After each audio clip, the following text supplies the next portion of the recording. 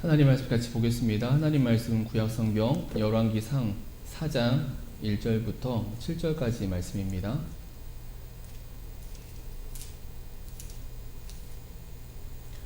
구약성경 열왕기상 4장 1절부터 7절입니다. 열왕기상 4장 1절부터 7절, 우리 한 절씩 교독하겠습니다. 제가 먼저 1절부터 읽겠습니다. 솔로몬 왕이 온 이스라엘의 왕이 되었고 그의 신하들은 이러하니라. 사독의 아들 아사리야는 지사장이요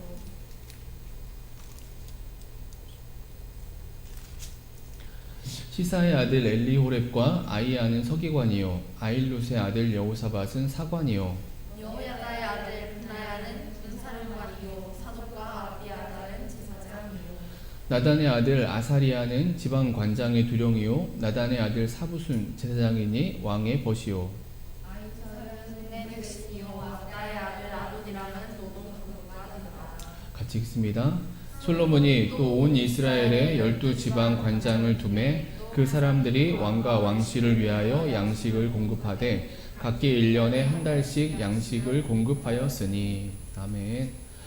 네, 우리 좌우에 계신 가족들과 또 우리 지체들과 인사하겠습니다. 또 화면도 보시면서 우리 사랑합니다, 축복합니다 같이 인사합니다. 네, 사랑합니다, 축복합니다. 사랑합니다, 축복합니다. 네, 감사합니다. 네, 찬양할 때 여기 예배실은 모니터가 듀얼로 돼서 이렇게 PPT 화면과 함께 이렇게 예배하는 영상도 환경도 볼 수 있는데 우리 도단이 집 보니까 처음엔 레단이가 엄마 아빠 사이에 있다가 지금은 처음엔 레단이 지금은 로단이가 이렇게 왔다 갔다 하는 모습이 되게 정겹더라고요. 아이들이 번갈아 가면서 엄마 아빠 사이에서 예배하는 모습이 너무나 사랑스러웠습니다. 네, 오늘도 우리의 예배 이렇게 또 각 가정에서 예배 드리고 있지만 하나님이 우리에게 주시는 말씀의 은혜 얻는 그런 시간 예배 가운데 임하길 원합니다. 오늘은 솔로몬 시대의 행정, 그 시대의 그 행정의 모습, 그 시대의 조직의 모습을 말씀하는 본문, 네, 말씀을 가지고 은혜를 얻고자 합니다. 우리가 7절까지 말씀을 읽었지만은 4장 전체의 말씀을 통해서 은혜를 찾아보려고 하는데요. 오늘 말씀의 제목은 이렇습니다. 하나님의 나라의 영광 안에 거하라. 하나님 나라의 영광 안에 거하라. 이 제목이 보여주듯이 오늘 본문은 4장의 말씀은 하나님 나라의 영광, 그 영화를 보여주고 있고 그 영광과 은혜 안에 거하는 것, 이것이 하나님의 백성들, 이 말씀을 읽는 자들이 붙잡아야 될 은혜다라는 것이겠죠. 오늘 말씀을 통해 이 하나님 나라의 모습, 그 영화로움을 우리가 다시금 붙잡고 오늘 우리가 살아가는 오늘의 하나님 나라, 치열하고 힘든 영적 싸움터의 한복판에 서 있는 이 하나님 나라의 속에서 우리가 오히려 정말 하나님의 영광, 하나님의 영화로움을 붙잡고 살아가는 그런 은혜가 우리 모두에게 있어지게 되길 주님의 이름으로 축원합니다. 오늘 4장의 내용을 간략하게 정리하면 이렇습니다. 1절로 6절은 말 그대로 솔로몬 시대의 행정을 말씀하고 있죠. 우리 2절부터 4절까지 말씀 한 번 더 같이 읽어보도록 하죠. 2절부터 4절 같이 읽습니다. 그의 신하들은 이러하니라. 사독의 아들 아사리야는 제사장이요 시사의 아들 엘리호렙과 아이야는 서기관이요 아일룻의 아들 여호사밧은 사관이요 여호야다의 아들 분하야는 군사령관이요. 솔로몬이 왕이 된 그 나라의 행정 관료 조직을 보여주고 있는 것이죠. 6절까지의 이러한 행정 조직, 단순히 그 시대를 보여주는 언급처럼 기록처럼 보여도 이 안에 나름의 의미가 담겨져 있습니다. 그 의미는 이 솔로몬보다 앞선 시대였던 다윗 시대의 조직과 비교해 보면 우리가 쉽게 알 수 있어요. 사무엘하 20장 23절부터 26절 말씀인데요. 다윗 시대의 조직입니다. 우리 같이 이 말씀도 읽겠습니다. 요압은 이스라엘 온 군대의 지휘관이 되고 여호야다의 아들 분하야는 그렛 사람과 블렛 사람의 지휘관이 되고 아도람은 감역관이 되고 아일룻의 아들 여호사밧은 사관이 되고 스와는 서기관이 되고 사독과 아비아달은 제사장이 되고 야일 사람이라는 다윗의 대신이 되니라. 다윗 시대의 조직을 말씀하는 구절이죠. 그런데 요압이 가장 먼저 언급되고 있습니다. 요압은 이스라엘의 온 군대의 지휘관이 되고 그 군대의 지휘관 총사령관이 우선하고 있다는 거예요. 그 행정 조직 속에서. 그리고 이런 언급의 끝 정도에서야 제사장, 사독과 아비아달은 제사장이 되고 제사장이 언급된다는 것입니다. 그런데 오늘 본문에 읽었던 솔로몬 시대의 조직은 좀 다르죠. 다시 2절 4절 말씀 보시면은 가장 먼저 제사장이 언급되고 있고요. 군사령관은 제사장, 서기관, 사관, 그 다음으로 네 번째로 언급이 되고 있다는 거예요. 여러분, 이러한 다름이 보여주는 바가 무엇일까요? 안정이죠. 시대의 안정을 의미하는 것입니다. 다윗 시대는 시작된 그 과정의 시기로, 전쟁하는 시기로, 그래서 군사령관이 우선하는 시대였다면 이 솔로몬의 시대는 이제 안정이 되어서 제사장이 우선하는 그런 시대가 되었음을 보여주고 있는 것이죠. 다시 말해 이 솔로몬의 행정을 보여주는 언급은, 이 말씀은 솔로몬의 시대 제도적으로 행정적으로 안정된 시대인 것을 이제 보여주는 것입니다. 그리고 그 다음으로 보여주는 말씀이 두 번째로 지방 장관 제도에 대한 말씀이 들려주고 있어요. 우리가 읽었던 7절의 말씀인데요. 솔로몬이 또 온 이스라엘의 12지방 관장을 두매 그 사람들이 왕과 왕실을 위하여 양식을 공급하되 각기 1년에 한 달씩 양식을 공급하였으니 12지방을 관장하는 그 장관을 두어서 왕과 왕실을 위해 풍성한 양식을 공급하게 했다라는 거죠. 이것도 비슷한 이야기입니다. 한마디로 말해 왕실과 지방 모두가 건강한 균형 있는 그러한 제도를 이 솔로몬의 시대에 이루었다 말씀하고 있는 것이죠. 그리고 세 번째가 20절 이하의 말씀인데요.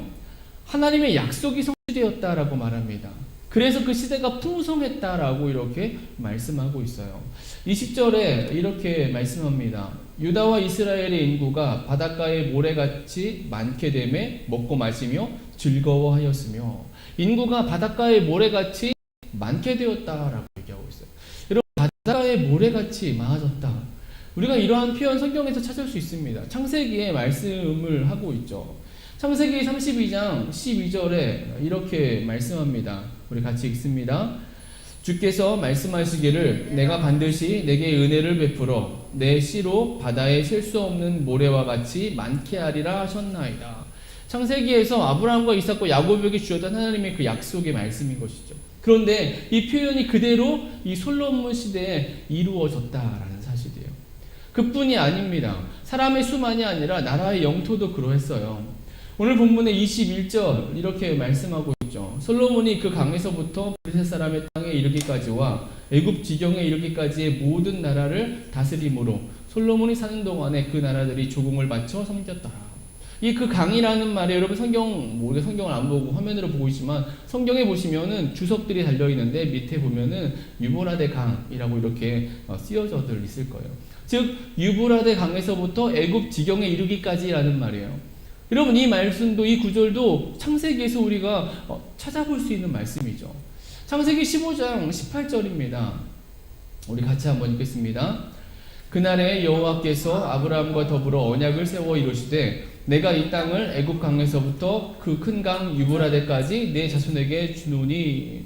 솔로몬 시대에 이렇게 영토가 확장되었다는 거예요. 그리고 그래서 주변 나라들로부터 조공을 받는, 그래서 나라가 풍요로워졌다라는 것을 보여주고 있는 것입니다. 더 나아가서 평화까지 누렸다라고 말씀하고 있죠. 25절의 말씀입니다. 솔로몬이 사는 동안에 유다와 이스라엘이 단에서부터 브엘세바에 이르기까지 각기 포도나무 아래와 무화과 나무 아래에서 평안히 살았더라. 솔로몬의 시대, 평안의 시대라는 거죠. 약속의 성취, 그리고 풍요로움, 또 평안이 임하는. 그리고 마지막으로 언급하고 있는 것이 29절의 이하의 말씀인데요. 지혜의 나라, 지혜가 있었다라고 말씀합니다. 우리 29절 30절 같이 한번 읽겠습니다. 같이 읽습니다. 하나님이 솔로몬에게 지혜와 총명을 심히 많이 주시고 또 넓은 마음을 주시되 바닷가에 모래같이 하시니 솔로몬의 지혜가 동쪽 모든 사람의 지혜와 애굽의 모든 모든 지혜보다 뛰어난지라. 솔로몬의 지혜가 뛰어났다라고 말씀합니다. 그래서 34절 말씀 보시면은 사람들이 이 솔로몬의 지혜를 들으려고 찾아오는, 나아오는 정도의 시대가 되었다라고 말씀하고 있어요. 한마디로 이 사장은 솔로몬 시대의 영광, 솔로몬 시대의 그 영화로움에 어떠했는지를 단적으로 말씀해주고 있다는 거예요. 뭐 행정조직을 통해, 또 지방의 어떤 풍성함을 통해, 또 하나님의 약속을 통해서 풍요로워짐과 정말 지혜가 탁월했음을 통해서 이렇게 보여주고 있는 것이죠. 여러분, 이러한 말씀이 오늘 사장의 말씀인데요. 사실 저는 개인적으로 오늘 말씀을 준비하면서 여러 생각들이 좀 들었었습니다. 본문이 의미하는 내용에 대해서 고민이 들었었어요. 뭐 사실 설교자로서 매번 말씀을 준비하고 전하는 과정 속에 이러한 고민들은 당연히 있는 것이긴 하지만 이번 주간은 조금 더 고민의 시간이 많았습니다. 그 이유가 있는데, 그 이유가 뭐냐면 솔로몬이기 때문에 그랬어요. 솔로몬에 대한 말씀이기 때문에 그랬습니다.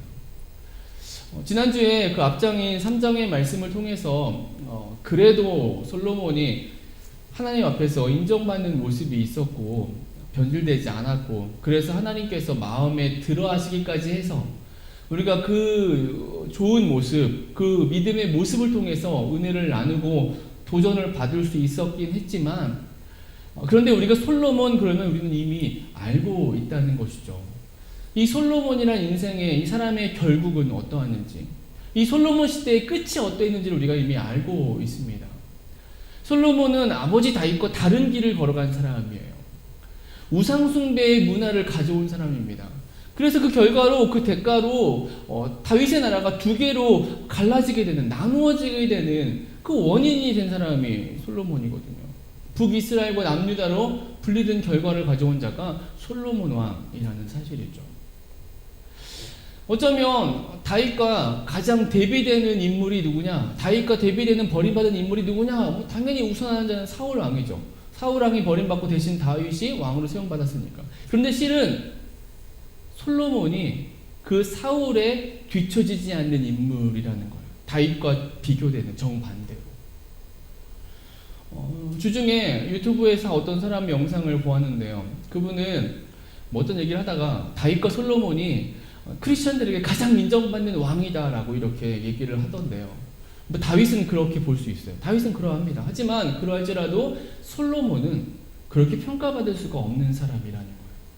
성경 안에서. 그래서 사실 이 솔로몬에 대한 말씀은 전하기가 쉽지 않아요. 어렵습니다. 지난주처럼 분명한 어떤 은혜로운 믿음의 교훈을 주는 모습이 있어도 그 모습은 결국 한때였고요. 잠깐의 한때였고 결국 그의 삶은 책망받고 있고 버림받는 자의 모습이기 때문에 그가 보여주었던 그 한때의 은혜스러운 모습도 우리에게, 믿음의 인생들에게 온전한 은혜로, 온전한 믿음으로 다가오기가 쉽지 않다라는 거예요. 여러분, 그런데 오늘 사장의 말씀이 너무도 분명하게 그렇게 보여주고 있다는 것이죠. 솔로몬의 위대함, 그 시대의 영화로움이, 그 시대의 영광이, 솔로몬 시대의 나라가 얼마나 강대하고 풍요로워하는지를 너무나 단적으로 딱 집약해서 보여주고 있다라는 거예요. 그래서 고민하게 되는 것입니다. 이러한 이 사장의 말씀이 보여주는 솔로몬 시대의 위대함, 영화로움을 보면서 우리 인생이, 믿음의 인생이, 하나님 나라를 소망하는 자들이 붙잡아야 될 은혜가 과연 무엇이냐라는 거예요. 여러분, 그래서인지 저같이 고민을 하는 목회자들이 있는 것 같아요. 말씀을 준비하면서 여러 설교자들의 설교문이나 이런 걸 살펴보다가 한 유명한 목사님의 설교를 들었는데요. 오늘 본문의 말씀을 전하면서 그분의 설교는 포인트는 이거였어요. 솔로몬의 부정적인 모습을 드러내고 있다라고, 이 사장의 말씀이. 이 솔로몬의, 또 솔로몬 시대의 영화로운 이 모습, 이 사장의 말씀이, 이 기록은 긍정의 기록이 아니라, 실은 긍정의 기록이 아니라 하나님께서 책망하시는 어떤 반어적인 유희, 반어적인 의미를 갖는 본문이다라고 이렇게 설교를 하시더라고요. 본문이 보여주는 이 풍요로움과 왕권의 강대함은 신명기에서 말씀하고 있는 하나님이 경계하신 잘못된 왕권, 잘못된 나라의 모습을 그대로 담고 있다. 그래서 반어적으로 이 솔로몬의 시대를 책망하고 계시다. 이렇게 그런 말씀이다라고 이렇게 이제 설교를 하시더라고요. 그런데 저는 꼭 그렇게 볼 것도 아니다라는 생각이 듭니다. 그럴 거면 이렇게 돌려서 말씀 자체는 너무나 영화롭고 영광스러운데 그렇게 하는 게 아니라 이걸 돌려서 이렇게 말씀하시기보다 그냥 하나님께 직접적으로 솔로몬 시대를 심판하시는 것이, 책망하시는 것이 더 자연스러워 보인다는 거예요. 물론 후반부에는 하나님 그렇게 책망하십니다. 솔로몬에 대해서. 하지만 우리가 앞에서 말씀을 들어왔듯이 말씀의 뉘앙스는 그렇지 않아요. 오늘 4장의 말씀의 뉘앙스 그렇지 않습니다. 앞에서도 그랬고요. 솔로몬의 중심은 아직은 하나님의 마음에 든 중심이었고 오늘 본문도 그러하고 그리고 앞으로 볼 몇 장의 말씀도 그렇습니다. 솔로몬의 모습을 하나님께서 인정해주고 계신다라는 거예요. 그래서 앞에 제가 언급했던 그 목사님처럼 그런 해석보다는 오늘 본문이 명백하게 영화와 영광을 말씀하고 있기에 이 영광스러운 모습을 통해서 하나님께서 원하시는 바, 하나님께서 말씀하시는 그 의미가 무엇인지를 우리가 보고 그 메시지를 우리가 생각해 봐야 된다는 거예요. 여러분, 이 4장의 말씀을 통해 우리가 붙잡아야 되는 은혜, 하나님의 뜻하심은 과연 무엇이 되었을까요? 우리가 이렇게 하나님 말씀을 접근하기 위해서 이 메시지, 이 은혜를 받기 위해서는 우리의 관점을 조금 다르게 접근할 필요가 있습니다. 여러분, 그것이 우리가 계속해서 듣고 있고 보고 있는 하나님 나라의 관점이라는 거예요. 하나님 나라의 관점으로 봐야 된다는 것입니다. 즉 솔로몬의 위대함, 솔로몬 시대의 이 영광, 영화처럼 보이는 이 본문의 말씀은 솔로몬이라는 사람, 그 한 사람을 칭하는 것이 아니라 그의 나라를 칭하는 것이 아니라 하나님 나라의 모습을 보여주고 있다라는 사실이에요. 그래서 우리가 하나님 나라의 그 모습을 통해서 우리가 이 본문을 통해 우리가 은혜를 받아야 된다는 것입니다. 사실 우리는 그런 의미 속에서 이 솔로몬 시대 이 열왕기 상황의 말씀을 우리가 사실은 듣고 있어요. 들어왔어요. 여러분, 그것이 우리가 1장에서 나누었던 아도니아가 아닌, 충분해 보이는 아도니아가 아닌 솔로몬이 왕이 되는 이상한 이야기. 우리가 그 속에서 찾았던 것은 계속된 하나님의 은혜였어요. 하나님의 나라가 이어지고 있는데, 흘러가고 있는데, 다음으로 이어지고 있는데 그 안에 다른 어떤 절차와 방식과 전통이나 어떤 타당해 보이는 방식이 아니라 은혜였다는 거예요. 하나님 나라를 향한 하나님의 계속된 은혜였다는 것이고, 우리가 2장에서는 다윗이 남긴 이상해 보이는 유언들이 이렇게 실천되는 모습을 통해서 왜 이렇게 다윗은 유언을 남겼을까? 라고 생각할 수 있지만, 우리가 2장의 말씀을 통해 들었던 내용은 그래서 견고해졌다는 거예요. 견고해진 하나님 나라라는 것입니다. 하나님 나라의 모습이 견고해졌다. 견고합니다. 3장에서 지난주에 말씀을 들었듯이 솔로몬이 구한 지혜가, 여러분, 그것은 솔로몬 인간의 그 자신의 유익을 위한 지혜가 아니었다는 거예요. 하나님이 그것을 마음에 들어 하신 게 아니었다는 거예요. 그게 아니라 솔로몬이 구했던 그 듣는 마음, 지혜의 마음은 하나님 나라의 공의와 정의가 실현되기 위한 그 지혜를 구한 것이고, 하나님이 그것을 마음에 들어하셨다는 거예요. 하나님 나라가 지금 오늘 열왕기상에 계속된 흘러가고 있는 말씀, 우리가 들어왔던 말씀이 되고 있는 것입니다. 즉 솔로몬 중심이 아닌 그 모든 과정이, 모든 일이 다 하나님 나라, 하나님의 뜻하심을 위한 일들의 연속이었음을 우리가 말씀을 들어왔다는 거죠. 그래서 오늘 본문도 우리가 그렇게 보아야 하는 것이죠. 그러면 우리는 이 본문이 가진, 이 본문 속에 담긴 하나님의 뜻하심, 하나님의 바라시는 그 말씀의 은혜를 우리가 이제 발견하게 되는 것이죠. 다시 말해, 오늘 본문이 가진 의미는, 하나님의 뜻하심은 어떤 솔로몬의 탁월한 지혜나 그 탁월한 행정이나 능력이나 뭐 이런 것이 아니라 하나님 나라를 보여준다는 거예요. 하나님 나라. 다윗을 이어서 하나님께서 다시금 이어가시는 그 나라, 솔로몬의 시대인데, 솔로몬의 나라이긴 했지만 그것이 솔로몬이 중심이 아니라 하나님 나라를 단적으로 보여주고 있다는 거예요. 오늘 본문에 우리가 읽었던, 또 읽지 않았지만 4장에 나오는 말씀 언급했던 이 모습들은, 이 하나님, 이 영화로움과 영광의 모습은 다른 의미가 아니라 하나님 나라의 모습을 보여주고 있다는 것입니다. 여러분, 우리가 오늘 붙잡아야 하는 은혜입니다. 오늘 본문의 모습이 하나님 나라라는 거예요. 이것이 하나님 나라이고 이 나라 안에 거하는 것. 여러분 이것이 하나님 백성의 모습이 된다는 것이죠. 오늘 본문이 가진 핵심입니다. 하나님 나라를 보이고 있다는 거예요. 하나님의 약속이 성취되어서 더 이상 요동하지 않는 그런 안정감 속에서 풍성함 속에서 참된 평화와 평안 속에 살아가는 나라. 하나님 나라라는 것이죠. 하나님께서 직접 이루시고 그래서 안정되고 안전하고 평화롭고 참된 평화가 있는 그 모습이 하나님 나라다라는 것을 먼저 보여주고 있다는 거예요. 하나님이 뜻하신 나라의 모습을. 여러분 이러한 하나님 나라의 모습은 성경에서 종종 등장하는데요. 이런 하나님 나라를 보여주는 또 다른 성경 말씀이 이사야의 말씀 속에 있죠. 이사야 11장 6절부터 9절의 말씀입니다. 좀 긴 말씀이지만 우리가 함께 천천히 읽어보겠습니다. 같이 읽습니다.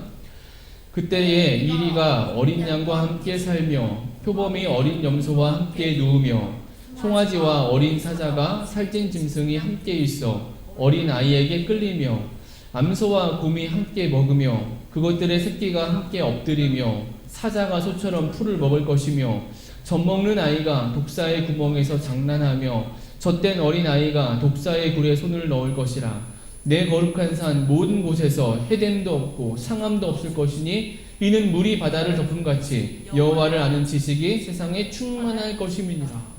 하나님 나라의 모습을 그려주고 있어요. 물론 이사야가 말한 이 말씀은 종말론적인 하나님 나라, 완전한 하나님 나라의 모습을 보여주는 것입니다.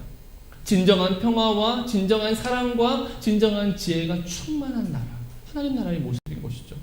여러분 지금 이런 하나님 나라의 모습을 솔로몬 시대, 솔로몬의 그 이야기를 통해서 하나님은 먼저 보여주셨다는 거예요. 하나님이 이루신 하나님 나라의 모습이 이렇게 완전하고 안전하고 온전하고 풍요로운 나라이다라는 것입니다. 여러분 마지막 시대를 살아가는 인생들이 우리가 기억하고 붙잡아야 될 하나님 나라의 모습이에요. 하나님 나라가 어떤 나라냐? 이런 모습이라는 것입니다. 이런 온전함의 나라라는 거예요. 물론 오늘 우리가 사는 이 시대는 무너진 시대 속에 서 있습니다.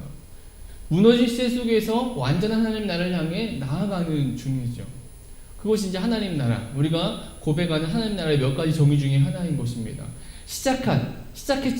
이미 시작했지만 아직은 아닌 ing의 속에 서 있다는 거죠.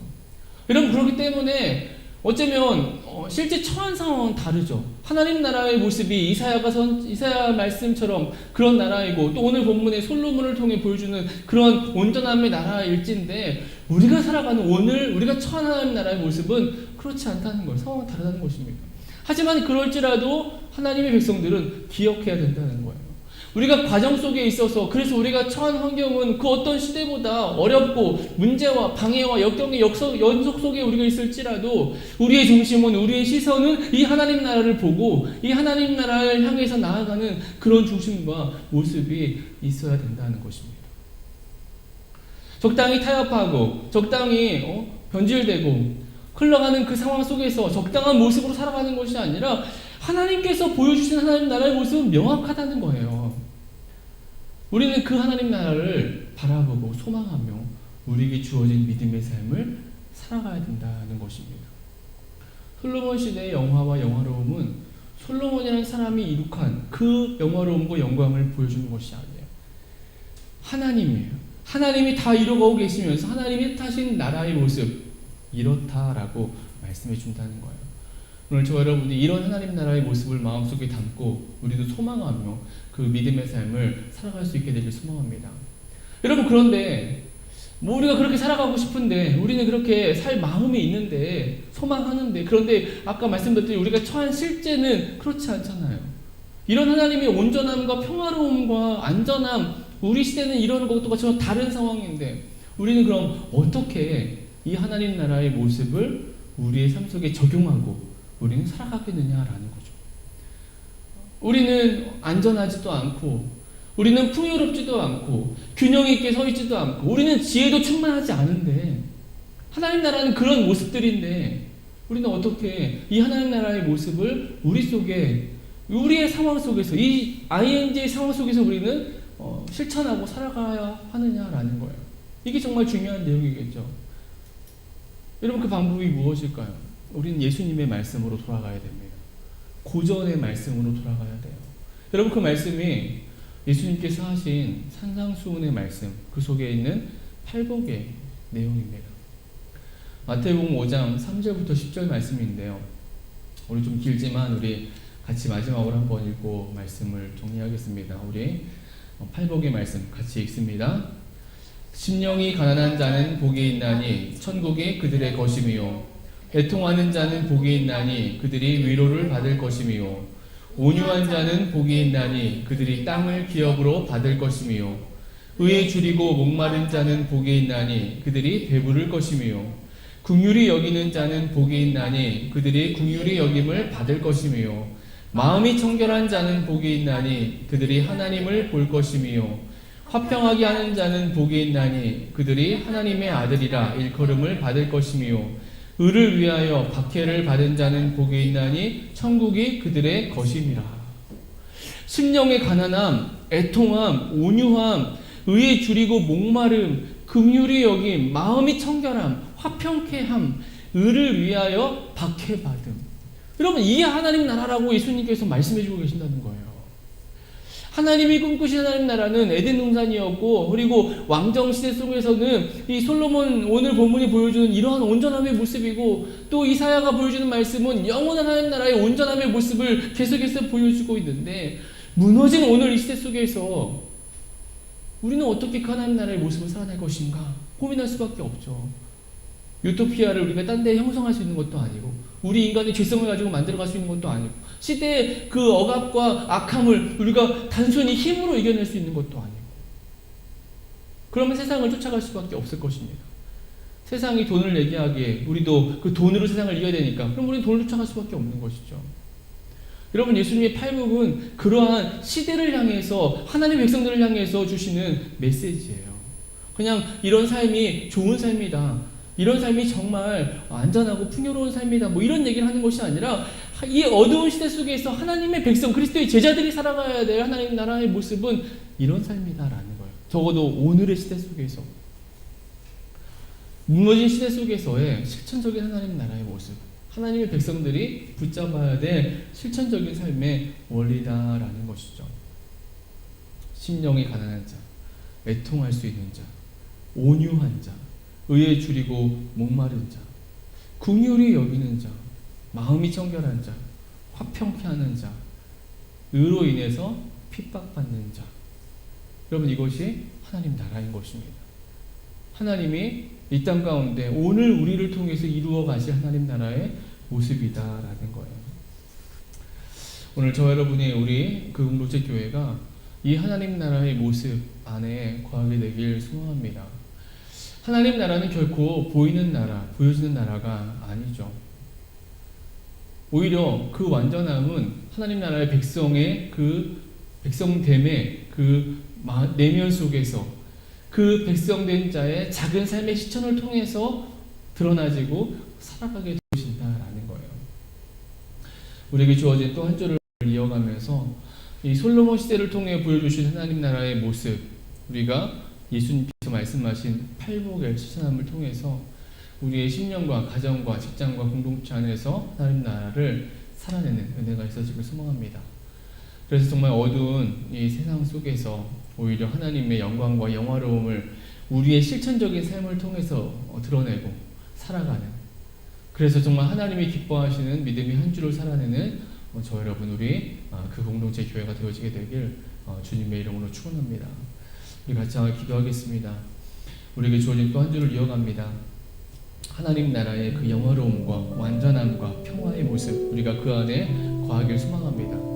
그런데 오늘 우리가 그러한 삶을 누리고 살아가는 것은 다른 방법이 아니라는 거예요. 오히려 이 세상 속에서 하나님의 말씀을 쫓아서, 이 팔복의 말씀을 쫓아서 살아가는 것이 진정한 천국의 백성이고 천국의 삶이다라고 예수님이 말씀하셨듯이 우리는 그러한 삶을 살아가야 된다는 것입니다. 우리 이 시간 기도할 때에 우리의 한 주의 삶 속에서 하나님 나라 다시금 붙잡고, 그리고 그 온전함과 평안함과 완전함을 오늘 이 시대에 예수님의 말씀을 통해서 실천해가는 우리가 되게 도와달라고, 심령의 가난함을 구하고 애통함을 붙잡고 온유함의 삶을 실천하면서 의에 줄이고 목마른 자의 삶을 살아가고 긍휼히 여기고 마음이 청결하고 화평케 하고 의를 인해서 핍박받는 그러한 삶을 통해 하나님 나라, 하나님의 그 온전한 나라가 오늘 우리의 심령과 우리의 삶 속에 나타나는 이런 한 주를 살아가게 도와달라고, 그렇게 살아갈 수 있도록 힘과 은혜와 용기를 우리 가운데 부어달라고 우리 같이 한번 함께 기도합니다. 같이 기도하겠습니다. 아버지 하나님 감사합니다.